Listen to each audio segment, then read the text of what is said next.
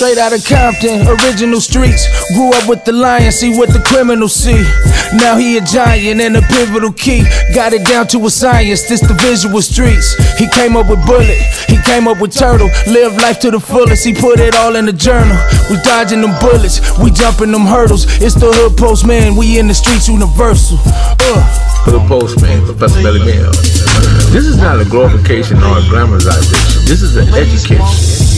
You can go anywhere in the world and get a couple of lives, but you come right here to get your truth. Be sure to click the notification bell, like, subscribe, share, drop a comment down below. So when the dope content hit, it'll feel like it's the 1st and the 15th. Lock the door.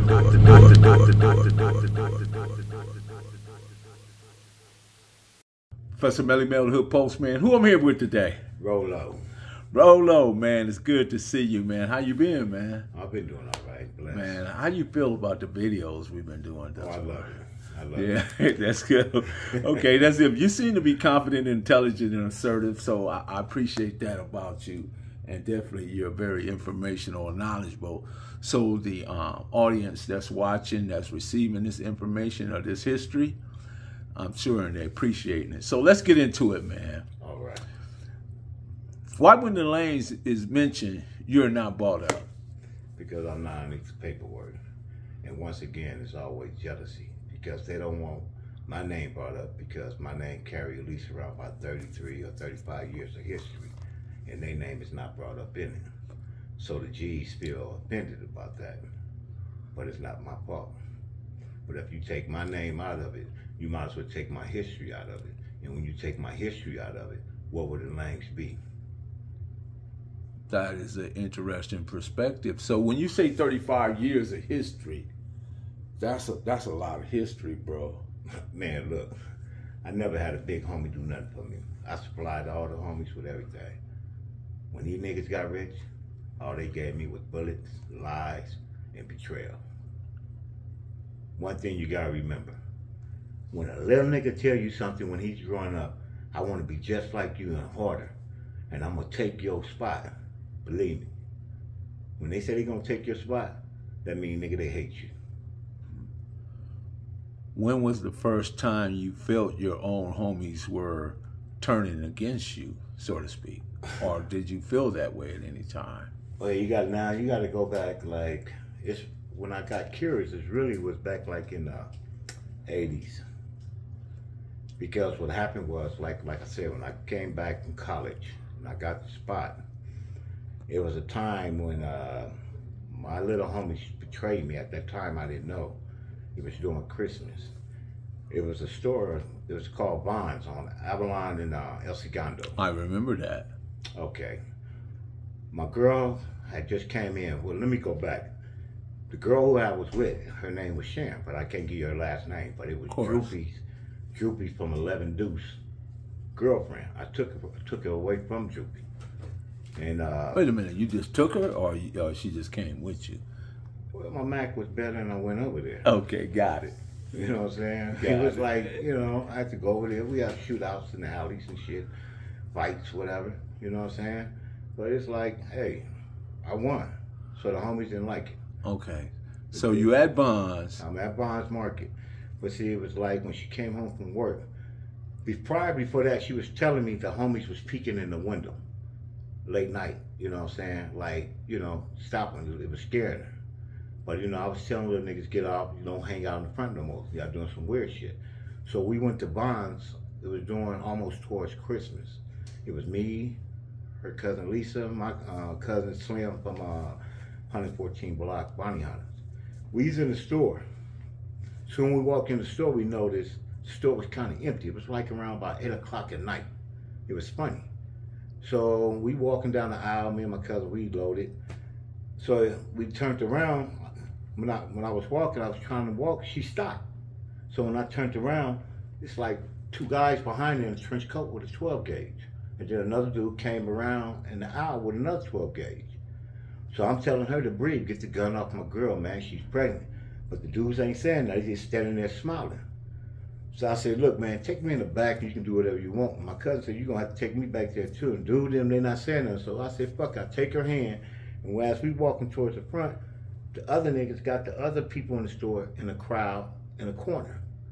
So I tell nigga, look, man, I ain't calling the police. When I call my homeboy Mook, this one everything I love, man. When I call Mook, I say, Mook, come up here at Vons. Homie, throw my bag out here. I just brought over to your house. You know what the first fucking thing that nigga said? Oh, they got him.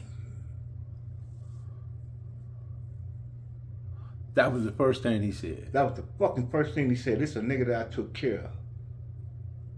First thing he said, they got him. So I grabbed my girl by her head. I start walking to my car because I got 2 more heats in my car. I'm not worried about it. They didn't shoot me in the store, so I knew they wasn't. So they had to be some bloods. You get what I'm saying?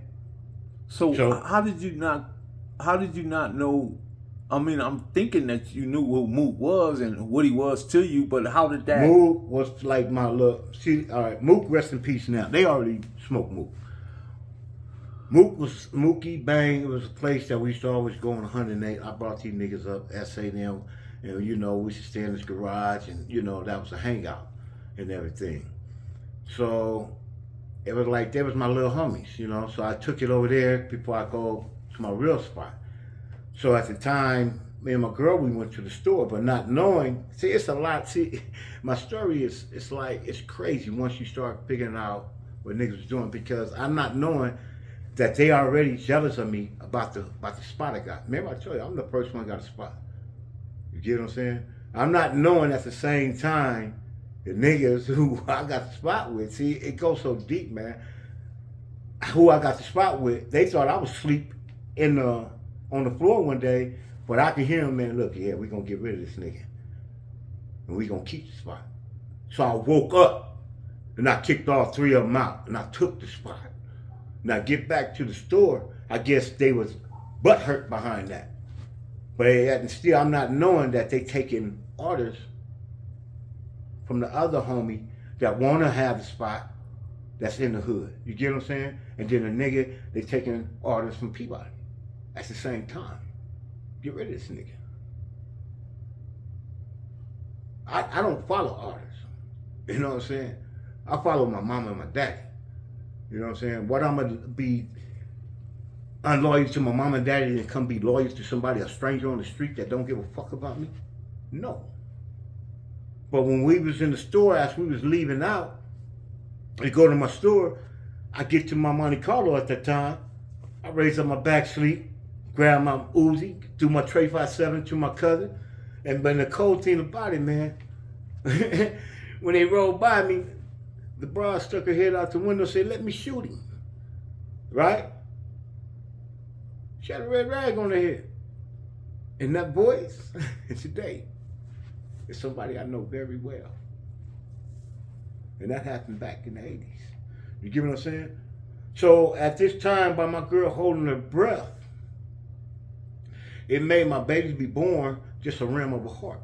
You get what I'm saying? So I had to rush my baby every day to Children's Hospital from 109th to Hollywood.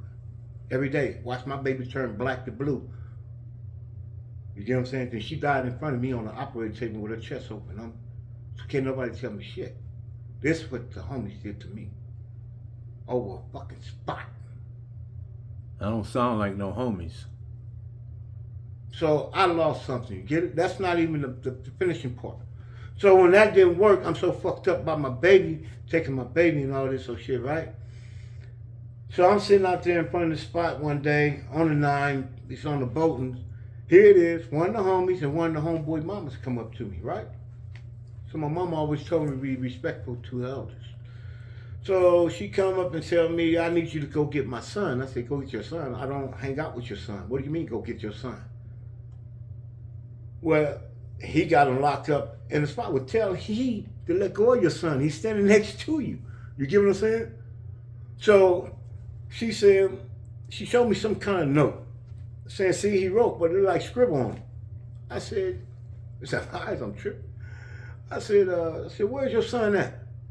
And she tell me, you know, he out of town. I said, I don't go out of town. I don't know nobody out of town. And she started asking, so they said, well, we got your plane ticket right here. Hey, hold it. How you gonna have my plane ticket? How you know my full name? Okay, then let me go get my mama to take me to the plane station. No, we got a cab right here. This shit's like a fucking movie. I can't make this shit up. It's all on 109th Street. And fuck anybody say it didn't happen. It did. So the same motherfuckers I leave on 109th Street on the porch. By the time I get to my destination out of town, the cab man tell me, dude, where you going? It's not good. I must sit right here and wait for you. It's not a good Lord work. I don't know where the fuck I'm going. I'm just going just to help out somebody's mama. And this was the thanks you get. So as I get out the car, I'm walking up the steps. I hear a car blowing behind me because I don't turn around. It ain't my neighborhood. So when I get up there, this person supposed to be locked in the fucking house. But he's not. I said, dude, I thought you was locked in. Ah, no. So when he turned around, I tell him, man, come on, man, let's go, man. We got to go, bro. I don't belong out here. I don't know what's out here. But when he turned around, the motherfucker had a gun in his back pocket. I said, man, what you doing with a gun in your back pocket?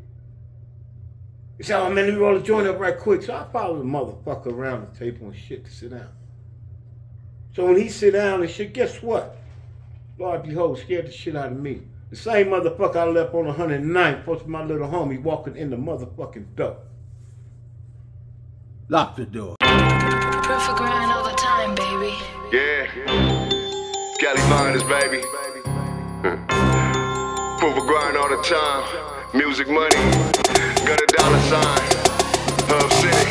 I'm a street nigga. Streets fuck with me. I'ma keep pushing products till the feds get me. It's guap off top. Diamond Cartier. That nigga wall won't give a broke bitch the time of day. They see me climbing. They see me shining. That's hard work. Proof of grinding. New money got me tipping in that 550. Ali, bad man, and I'm so pretty. I got that tech with me. That's my hater sprayer. Go big, grind now, nigga, play later. What can I say? I'm addicted to this paper stacking. And I don't talk about it. I just make it happen.